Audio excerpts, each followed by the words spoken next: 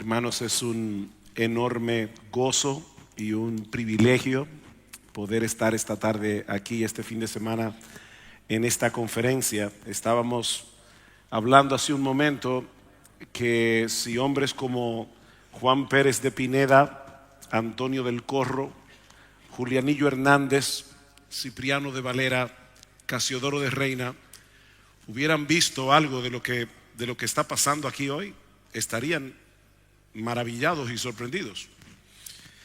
Gracias al Señor por lo que podemos ver hoy en España, y de verdad, hermanos, para mí es motivo de un gran gozo y un gran privilegio poder estar entre ustedes en el día de hoy. Yo les pido por favor que vayan conmigo a la segunda carta de Pablo a los Corintios, y vamos a leer un texto extenso, pero va a sentar la base para todo lo que vamos a estar hablando en estos días. Segunda a los Corintios capítulo 3, y vamos a leer hasta el versículo 6 del capítulo 4. Dice así la palabra del Señor: ¿comenzamos otra vez a recomendarnos a nosotros mismos o tenemos necesidad, como algunos, de cartas de recomendación para vosotros o de recomendación de vosotros? Nuestras cartas sois vosotros, escritas en nuestros corazones, conocidas y leídas por todos los hombres, siendo manifiesto que sois carta de Cristo, expedida por nosotros, escrita no con tinta, sino con el Espíritu de Dios vivo, no en tablas de piedra, sino en tablas de carne del corazón. Y tal confianza tenemos mediante Cristo para con Dios, no que seamos competentes por nosotros mismos para pensar algo como de nosotros mismos, sino que nuestra competencia proviene de Dios, el cual asimismo nos hizo ministros competentes del nuevo pacto, no de la letra, sino del Espíritu, porque la letra mata, mas el Espíritu vivifica. Y si el ministerio de muerte grabado con piedras, con letras en piedra, fue con gloria, tanto que los hijos de Israel no pudieron fijar la vista en el rostro de Moisés a causa de la gloria de su rostro, la cual había de perecer, ¿cómo no será más bien con gloria el ministerio del Espíritu? Porque si el ministerio de condenación fue con gloria, mucho más abundará en gloria el ministerio de justificación. Porque aún lo que fue glorioso no es glorioso en este respecto en comparación con la gloria más eminente. Porque si lo que perece tuvo gloria, mucho más glorioso será lo que permanece. Así que teniendo tal esperanza, usamos de mucha franqueza, y no como Moisés, que ponía un velo sobre su rostro para que los hijos de Israel no fijaran la vista en el fin de aquello que había de ser abolido. Pero el entendimiento de ellos se embotó, porque hasta el día de hoy, cuando leen el antiguo pacto, versículo 14, les queda el mismo velo no descubierto, el cual por Cristo es quitado. Y aún hasta el día de hoy, cuando se lee a Moisés, el velo está puesto sobre el corazón de ellos. Pero cuando se conviertan al Señor, el velo se quitará. Porque el Señor es el Espíritu, y donde está el Espíritu del Señor, allí hay libertad. Y aquí está el pasaje que voy a exponer en esta tarde. Por tanto, nosotros todos, mirando a cara descubierta como en un espejo la gloria del Señor, somos transformados de gloria en la misma imagen como por el Espíritu del Señor. Por lo cual, teniendo nosotros este ministerio según la misericordia que hemos recibido, no desmayamos, antes bien renunciamos a lo oculto y vergonzoso, no andando con astucia ni adulterando la palabra de Dios, sino por la manifestación de la verdad, recomendándonos a toda conciencia humana delante de Dios. Pero si nuestro evangelio está aún encubierto, entre los que se pierden está encubierto, en los cuales el Dios de este siglo cegó el entendimiento de los incrédulos, para que no les resplandezca la luz del evangelio de la gloria de Cristo, que es la imagen de Dios.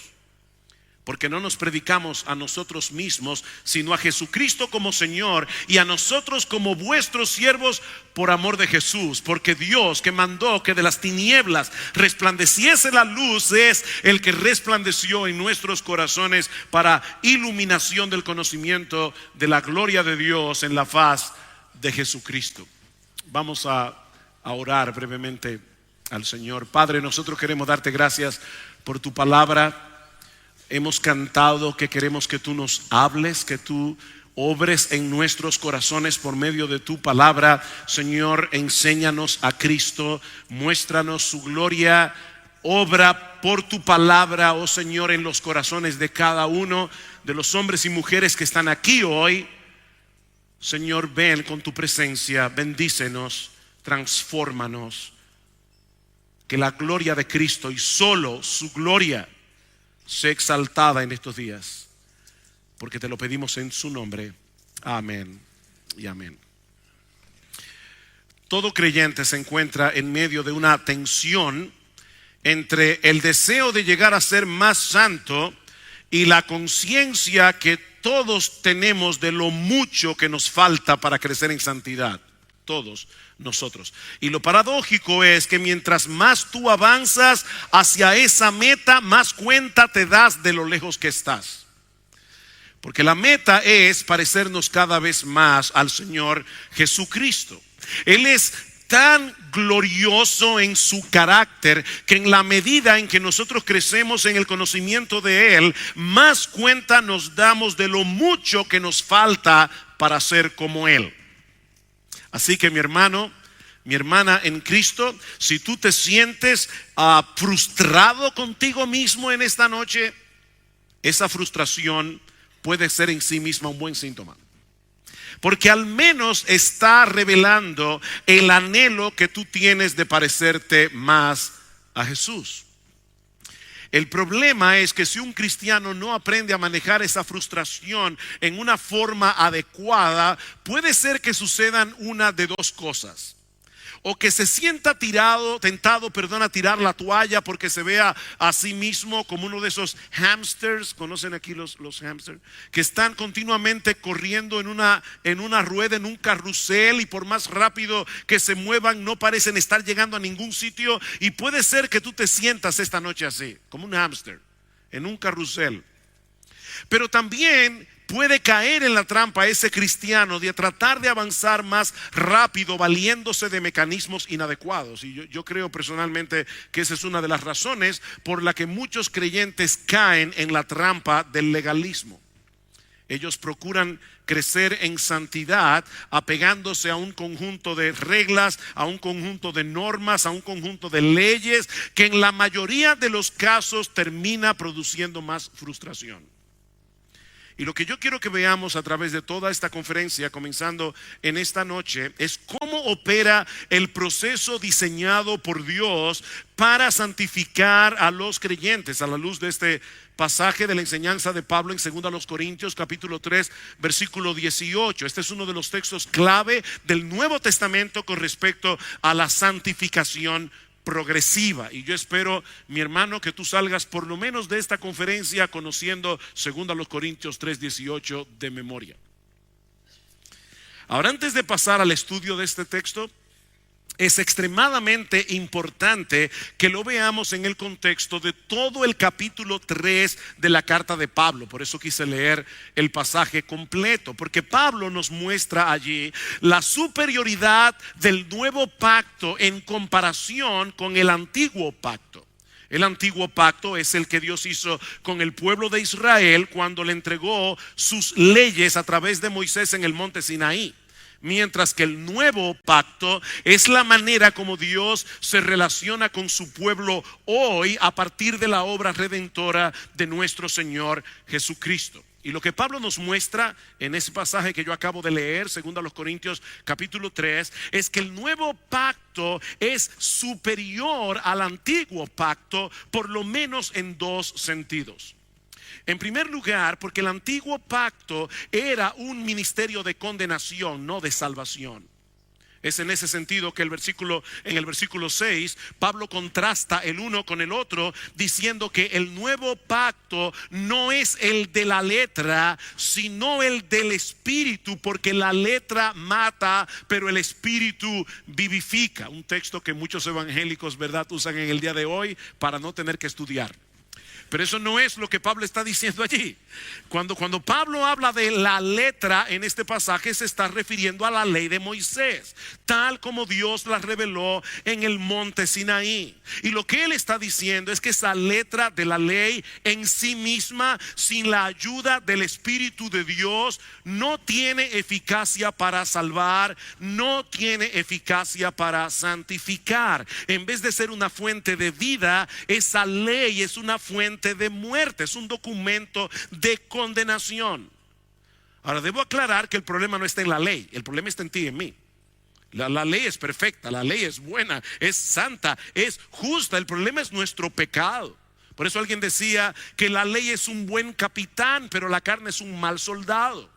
El problema no está en la ley. Todo lo que la ley ordena es correcto, pero nuestra naturaleza pecaminosa se resiste a obedecer la ley. Por lo tanto, mis hermanos, ese documento grabado en piedra en sí mismo no nos provee recursos para poder obedecer a Dios.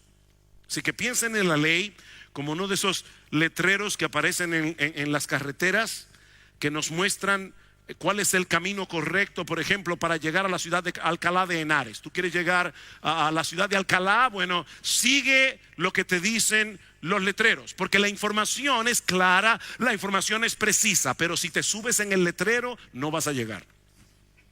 No vas a llegar a ningún lugar. La ley te señala hacia dónde ir, pero no te da el carro ni te da la gasolina.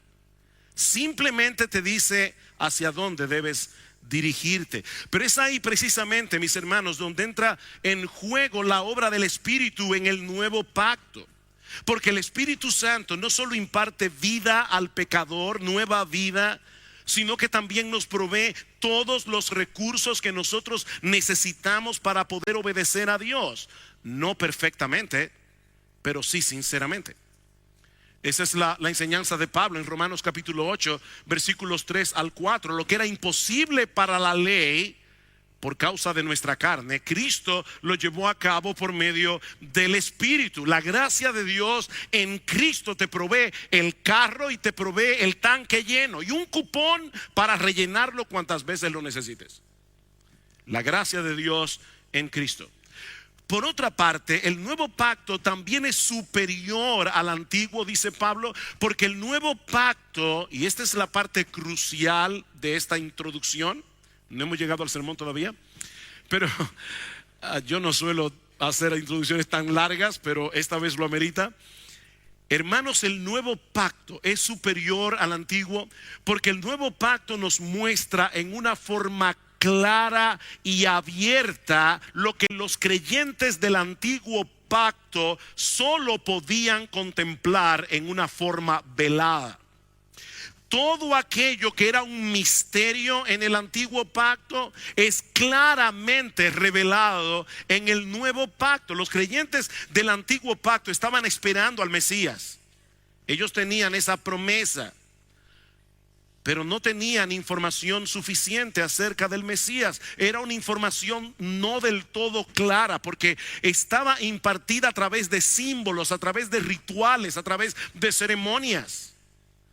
Como la gloria de Dios se revela a través de Cristo, lo que Pablo nos dice a partir del versículo 7 del capítulo 3 es que si el antiguo pacto tuvo gloria, esa gloria es mucho más brillante en el nuevo.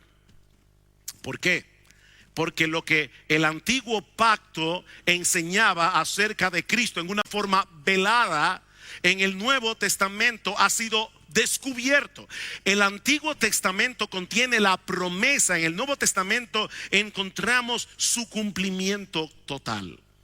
Y para explicarnos el impacto que se debe producir en los creyentes del Nuevo Pacto, Pablo hace una alusión aquí a un episodio muy conocido en la historia de Israel y que encontramos en el capítulo 33 del libro de Éxodo. Y ese episodio es muy importante porque es algo que está detrás de la escena de lo que Pablo está enseñando en 2 Corintios capítulo 3. Dice en el versículo 18 de Éxodo 33 que Moisés le pidió a Dios que le muestre su gloria. ¿Recuerdan ese evento?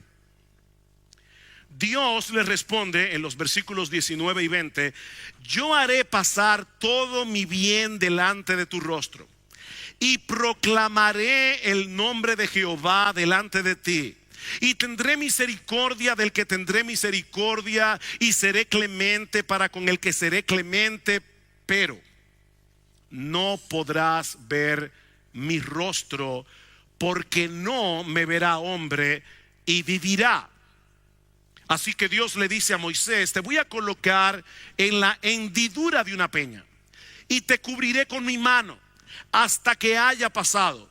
Después apartaré mi mano y verás mis espaldas, mas no verás mi rostro.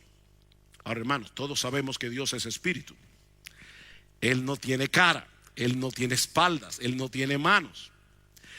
Dios le está hablando aquí a Moisés en un lenguaje que él puede entender, usando el cuerpo humano para que Moisés pueda entender lo que él está tratando de comunicarle. Pero lo que Dios le está diciendo a Moisés en este pasaje es que solo se le va a permitir tener una visión parcial de su gloria. No verás mi rostro, verás mis espaldas. Pero ¿saben qué sucedió, mis hermanos, cuando Moisés tuvo ese vistazo parcial de la gloria de Dios? Dice en Éxodo 34, versículo 29, que la piel de su rostro resplandecía. Tanto así que Moisés tuvo que ponerse un velo sobre su cara, porque los hijos de Israel tenían temor de acercarse a Moisés. Sin embargo, esa gloria que se reflejaba en el rostro de Moisés no duraba mucho tiempo. Se desvanecía con el paso de los días, mientras que la gloria del nuevo pacto es permanente. Ahí está el contraste, versículo 7. Y si el ministerio de muerte grabado con letras en piedra fue con gloria, tanto que los hijos de Israel no pudieron fijar la vista en el rostro de Moisés a causa de la gloria de su rostro, la cual habría de perecer, ¿cómo no será más bien con gloria el ministerio del Espíritu? Versículo 11. Porque si lo que perece tuvo gloria, mucho más glorioso será lo que permanece. Por otro lado, Moisés tenía que ponerse un velo sobre su rostro, porque los hijos de Israel no soportaban el brillo de su gloria. Nosotros, en cambio, vemos esa gloria a cara descubierta por medio del Evangelio. Noten lo que Pablo dice más adelante en el capítulo 4, versículo 3, que estudiaremos en el último mensaje de esta serie, mañana en la tarde. Dice Pablo: pero si nuestro evangelio está aún encubierto, entre los que se pierden está encubierto, en los cuales el Dios de este siglo cegó el entendimiento de los incrédulos, para que no les resplandezca la luz del evangelio de la gloria de Cristo, el cual es la imagen de Dios. Sin embargo, a pesar de eso, de que el hombre está ciego en sus delitos y pecados, Pablo persiste en predicar el evangelio. Versículo 5. ¿Por qué? ¿Por qué tú predicas, Pablo, si el inconverso está ciego a la gloria de Jesús que se revela en el evangelio? Porque Dios, que mandó que de las tinieblas resplandeciese la luz, es el que resplandeció en nuestros corazones para iluminación del conocimiento de la gloria de Dios en la faz de Jesucristo. En otras palabras, mis hermanos, y como decía en el último mensaje, vamos a explicar ese texto más ampliamente, pero no sé si notaron algo. ¿Qué es lo que nosotros vemos en el nuevo pacto? La gloria de Dios, ¿a dónde? En la faz de Jesucristo. ¿Qué fue lo que Moisés vio? Las espaldas. Ese es el contraste.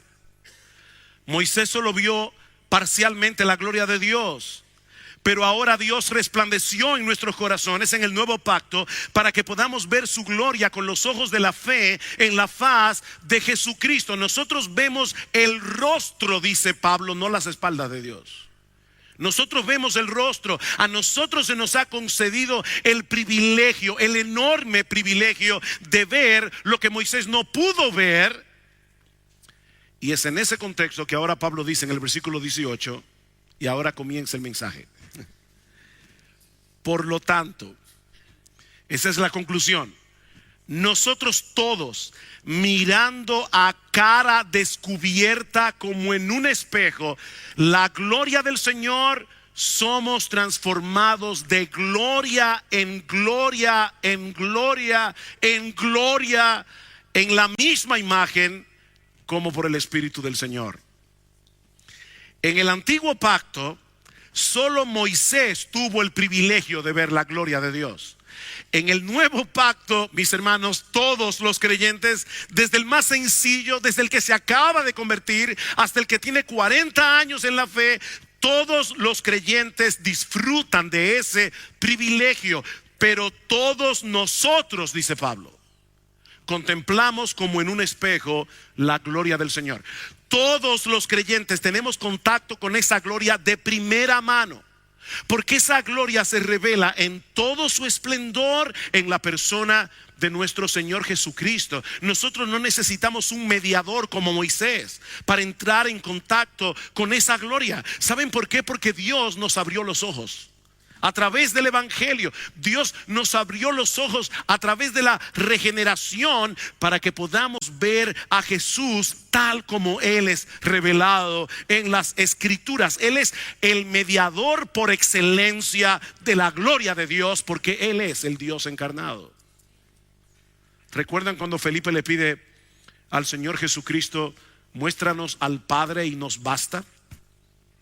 Juan 14, ¿cuál es la respuesta de Jesús?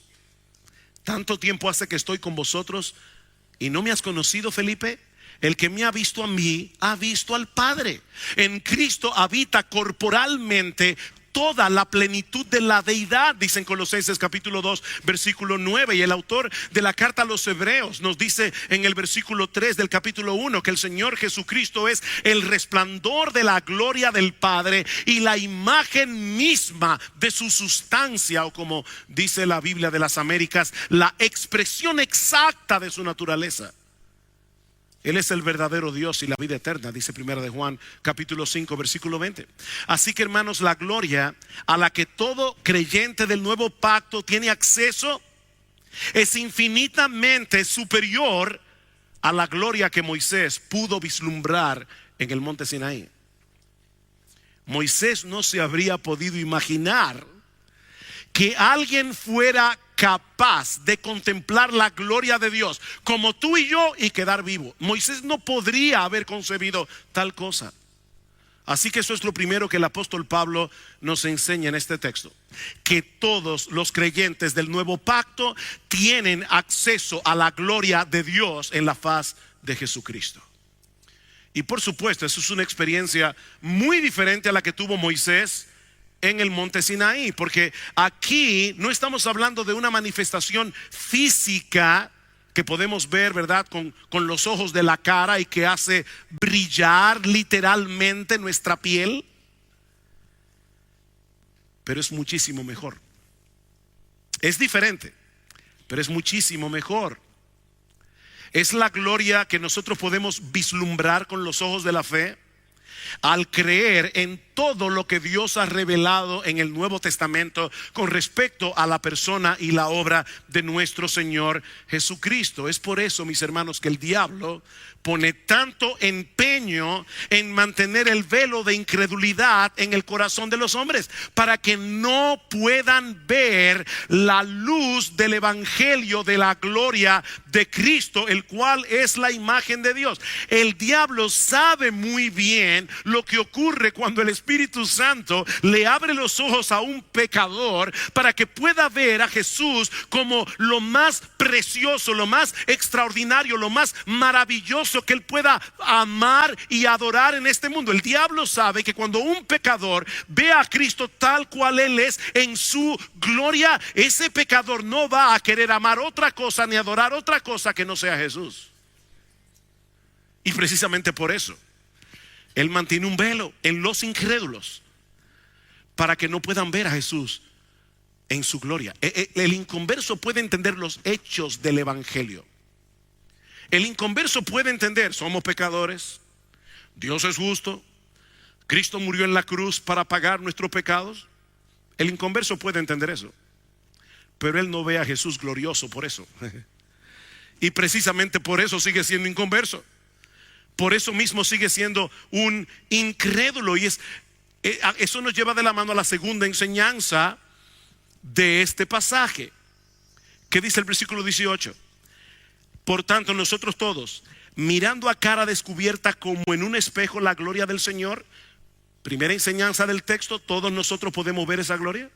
Vemos esa gloria, a diferencia del antiguo pacto que solo Moisés la veía.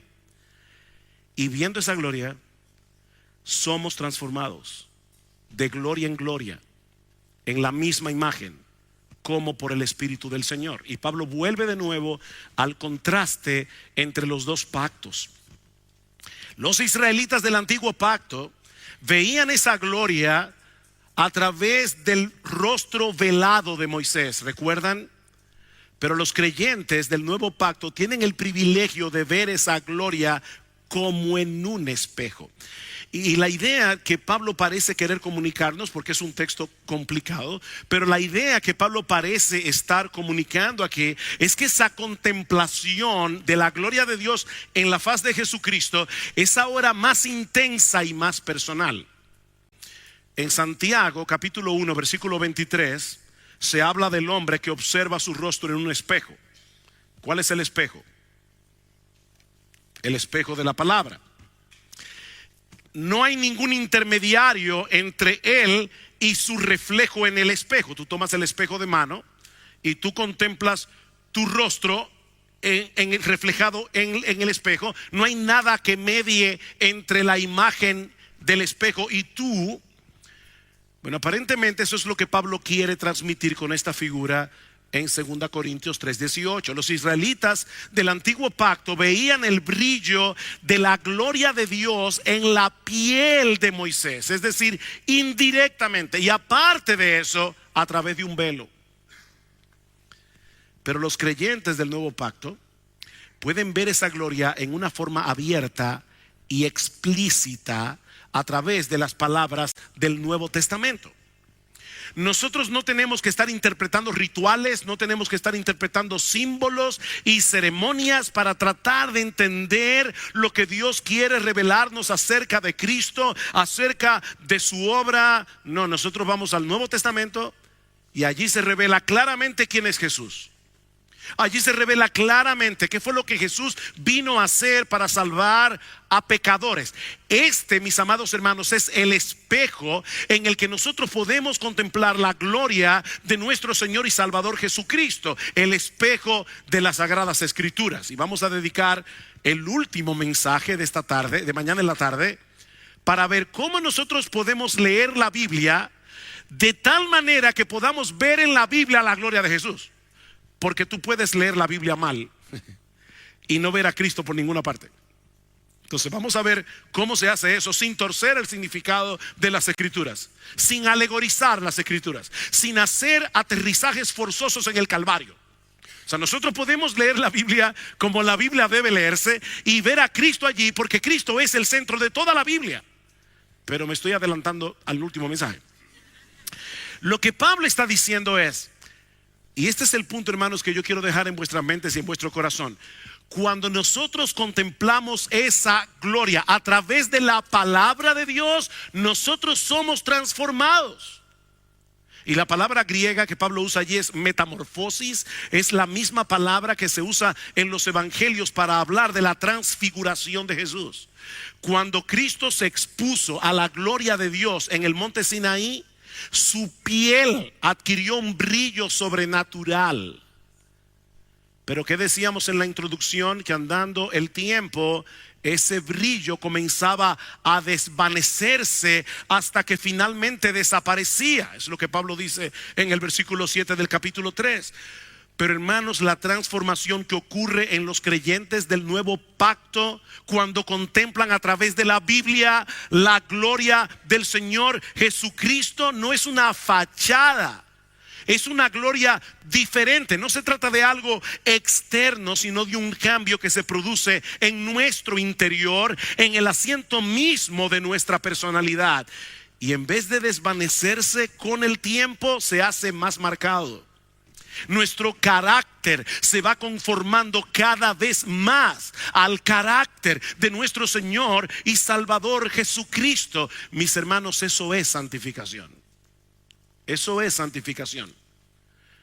No se trata de una obediencia mecánica a un conjunto de reglas. Eso es lo que hace el legalismo. Es un proceso de cambio a través del cual el parecido con Jesús se hace más y más evidente. ¿Y cómo ocurre eso? Contemplando su gloria. Contemplando su gloria. Pablo dice algo similar en Romanos capítulo 12, versículo 2. Pablo dice: no debemos conformarnos a este mundo, no debemos dejarnos amoldar a este siglo, sino ser transformados. ¿Y saben cuál es la palabra de nuevo allí? Metamorfosis. Ser transformados por medio de la renovación de nuestro entendimiento. ¿Cómo ocurre esa renovación? En la misma medida en que nosotros llenamos nuestras mentes con la palabra de Dios, en la cual es revelada en todo su esplendor la gloria de Jesús. Es así como somos transformados.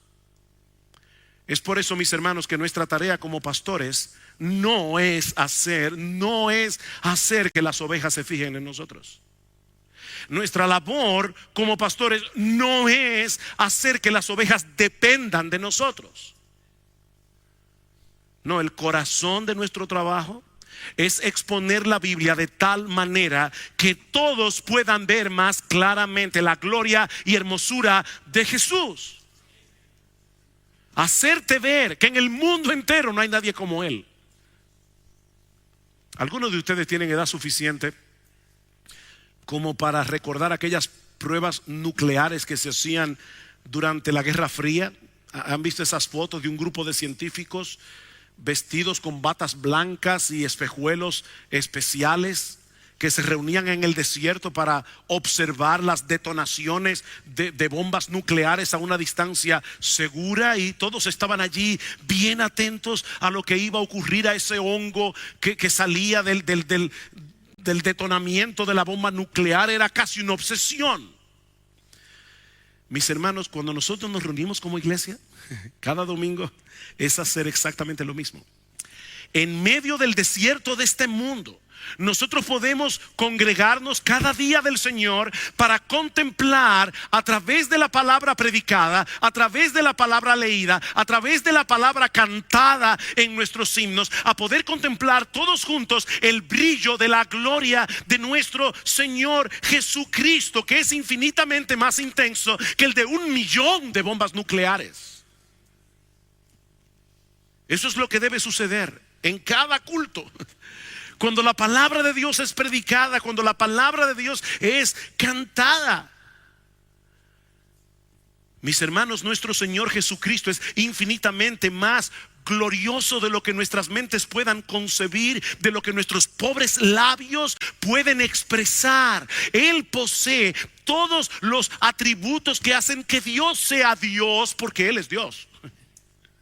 Él es eterno, Él es inmutable, Él es omnisciente, Él es omnipotente, Él es infinitamente sabio, Él es infinitamente bueno, Él es infinitamente santo, Él es infinitamente justo. Y a pesar de todo eso, Él no estimó el ser igual a Dios como cosa que aferrarse, sino que se despojó a sí mismo, tomando forma de siervo, hecho semejante a los hombres, para humillarse todavía más, muriendo en una cruz. Y lo que Pablo está diciendo en nuestro texto es que los creyentes somos transformados contemplando esas cualidades de nuestro bendito Señor y Salvador Jesucristo, que hacen de Él una persona incomparable. En otras palabras, es la admiración por la persona de Jesús lo que transforma al creyente. ¿Sabes por qué? Porque todo el mundo termina pareciéndose al objeto de su adoración. Esa es la clave. Todo el mundo termina pareciéndose al objeto de su adoración. Ese es un principio que se repite una y otra vez en las Escrituras. Tú te conviertes en lo que adoras. Por eso mañana vamos a hablar de la idolatría. Esa es la enseñanza del Salmo 115. En un lenguaje cargado de ironía, el salmista compara al único Dios vivo y verdadero con los ídolos de las naciones.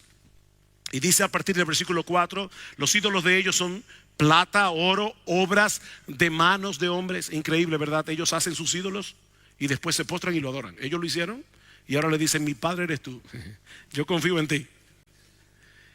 Y ahora sigue diciendo el salmista: tienen boca y no hablan, tienen ojos y no ven, tienen oídos y no oyen, tienen nariz y no huelen, tienen manos y no palpan, tienen pies y no caminan, no emiten sonido alguno con su garganta. En otras palabras, esos ídolos son absolutamente inútiles. Pero ahora escuchen lo que dice el salmista en el versículo 8: se volverán como ellos todos los que los hacen y todos los que en ellos confían. ¿Ven el principio? Se volverán como ellos. Terminarás convirtiéndote en aquello que adoras. Si el objeto de tu adoración es el dinero, terminarás convirtiéndote en un materialista. Si adoras el deleite, si adoras el entretenimiento, las compras, te convertirás en una persona superficial. Si adoras a ti mismo, terminarás convirtiéndote en alguien terriblemente egocéntrico. Tú terminarás convirtiéndote en lo que adoras. Pero si Cristo es el objeto de tu adoración, poco a poco serás transformado a su semejanza. Y aunque es muy posible que tú no puedas ver el cambio en ti, porque eso es algo que ocurre gradualmente, como dice Pablo, de un grado de gloria a otro grado de gloria, el cambio se va a producir con toda seguridad. De hecho, lo que va a ocurrir cuando nosotros lleguemos al cielo es que vamos a poder contemplar la gloria de Jesús como nunca antes la habíamos visto. ¿Y sabes qué pasará cuando tú contemples a Jesús de esa forma en el cielo? Tú serás definitiva y completamente transformado a su imagen y semejanza. Eso es lo que dice Primera de Juan. Amados, ahora somos hijos de Dios y aún no se ha manifestado lo que hemos de ser, pero sabemos que cuando Él se manifieste seremos semejantes a Él. ¿Por qué? Porque le veremos tal como Él es. La visión de Jesús transforma. Así que, mi hermano, la solución para tu crecimiento espiritual no está en ponerte más reglas, no está en hacer más resoluciones y promesas. Y aclaro, no hay nada de malo en hacer resoluciones en sí mismas, pero eso no va a resultar. Óyeme bien, mi hermano, de verdad, no sigas prometiendo cosas.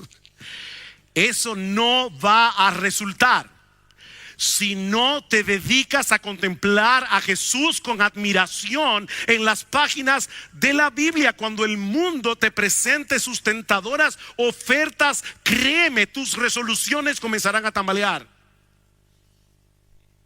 A menos que tú contemples esas ofertas a la luz de la gloria de nuestro Señor y Salvador.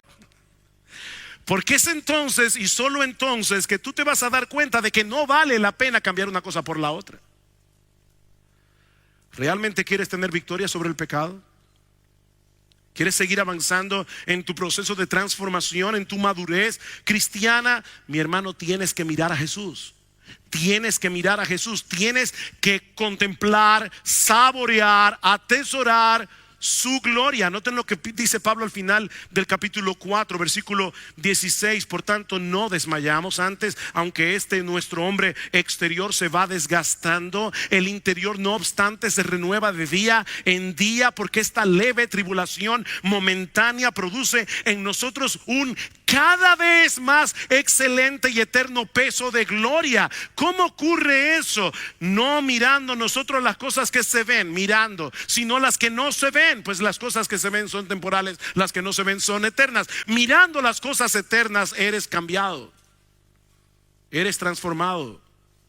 Colosenses capítulo 3 versículos 1 y 2. Si pues habéis resucitado con Cristo, buscad las cosas de arriba, donde está Cristo sentado a la diestra de Dios. ¿Qué dice el autor de la carta a los Hebreos en Hebreos capítulo 12? Debemos seguir corriendo la carrera con paciencia. ¿Cómo? Teniendo los ojos puestos en Jesús, el autor y el consumador de nuestra fe. Es lo mismo una y otra vez. Miren a Jesús, miren a Jesús. No dejen de mirar a Jesús. En la misma medida en que contemplamos con admiración la gloria de Cristo en las Escrituras, en esa misma medida el Espíritu Santo impactará nuestras almas con esa gloria para transformarnos de gloria en gloria en la misma imagen. Así que, mis hermanos, no hay atajos. Aquí esta es la época de todo instantáneo. Hay café instantáneo, hay de todo instantáneo. No hay santidad instantánea. Todavía no han inventado eso. Tenemos que sumergirnos en la palabra de Dios y ver la gloria de Cristo en la palabra. No hay otra forma, porque es viendo la gloria de Cristo que el Espíritu Santo obra en nosotros para ser transformados de gloria en gloria. ¿Cuánto me duele, hermanos, ver gente legalista que se levanta por la mañana y piensa: tengo que leer mi Biblia, porque si no hoy me va a caer un rayo del cielo? Y entonces lee la Biblia y dice: bueno, hoy voy a tener un buen día. Hoy Dios tiene que bendecirme. Me levanté temprano, check. Leí mi Biblia, check. Oré, check. Y hasta le prediqué a un amigo inconverso en el trabajo. Ya Dios no puede conmigo hoy. ¿De verdad tú crees que Dios te va a bendecir por eso? Mi hermano, la razón por la que tú tienes que leer la Biblia no es porque si no la lees te va a caer un rayo del cielo. La razón por la que tienes que leer la Biblia es porque allí es donde se revela la gloria de tu Salvador. Y contemplando esa gloria somos transformados. Hay algo interesante en esa historia de Moisés que citamos al principio en Éxodo capítulo 33. ¿Qué fue lo que Moisés le pidió a Dios? Yo quiero ver tu gloria. En otras palabras, ya yo no quiero seguir viendo una manifestación tuya. Yo quiero verte a ti directamente. Muéstrame quién eres tú, muéstrame tu esencia divina. Dios: no, Moisés, yo voy a proclamar delante de ti quién soy yo, y voy a hacerlo por medio de palabras. Moisés: yo no quiero eso. Yo quiero verte.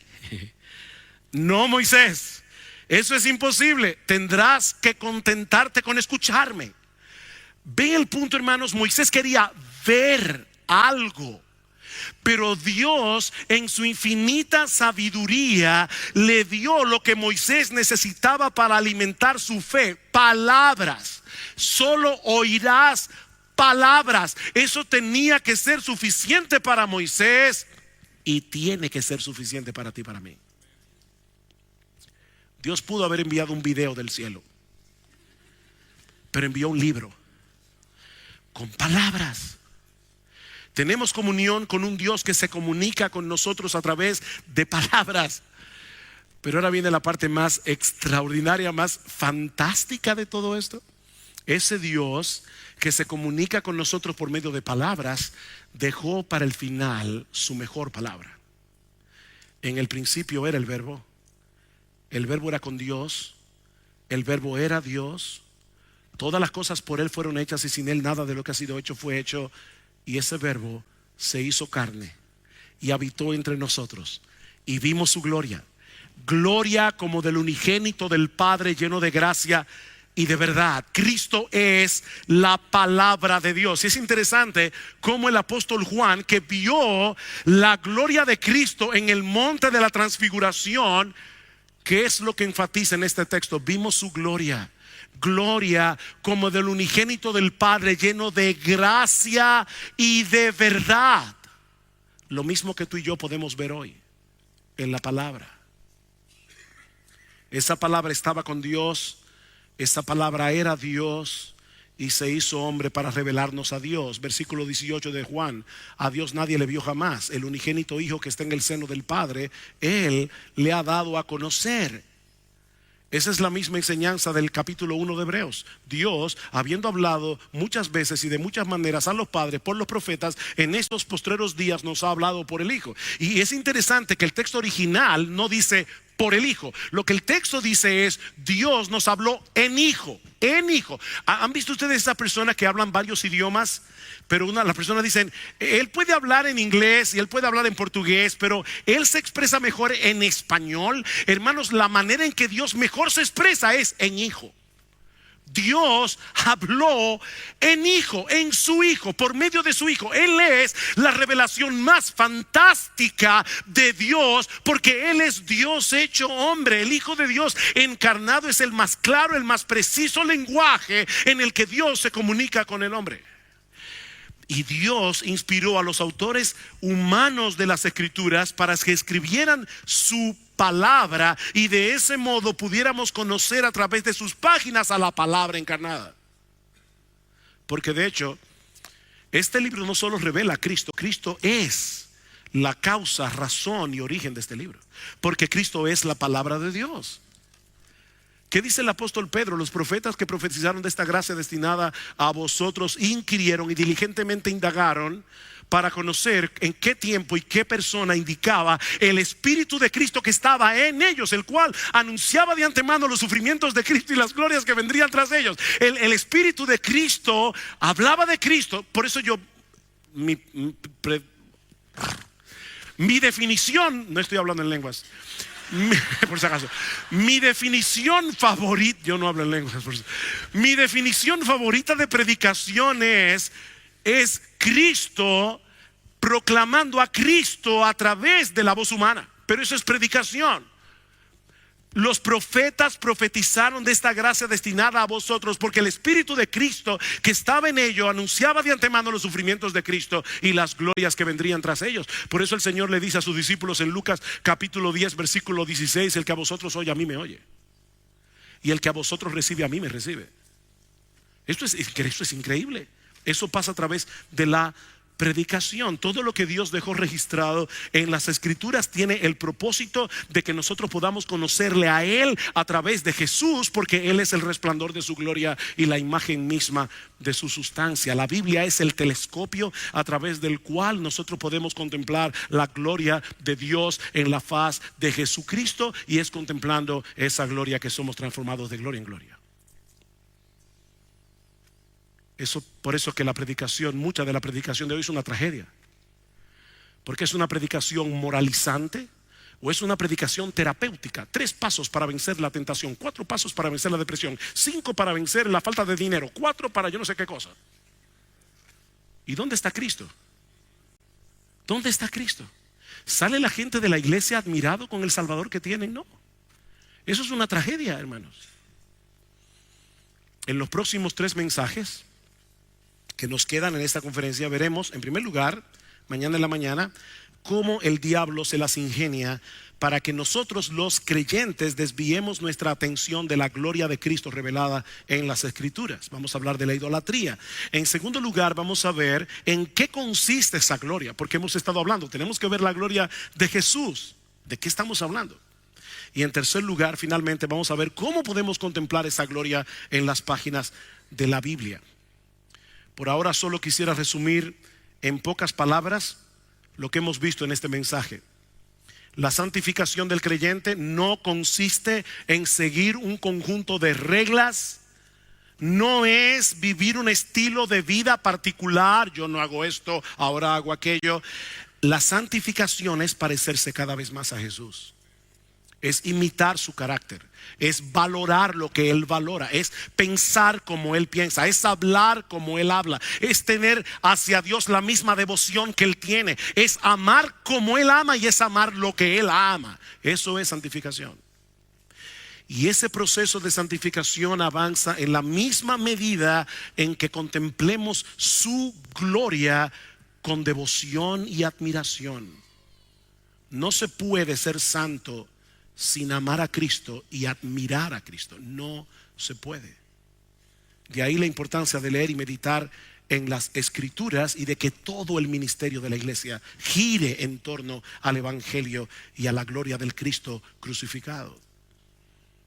No venimos a la iglesia a tener una experiencia mística, a reunirnos todos juntos, a cantar Kumbaya, Kumbaya. No, nosotros no venimos a la iglesia a eso, hermanos.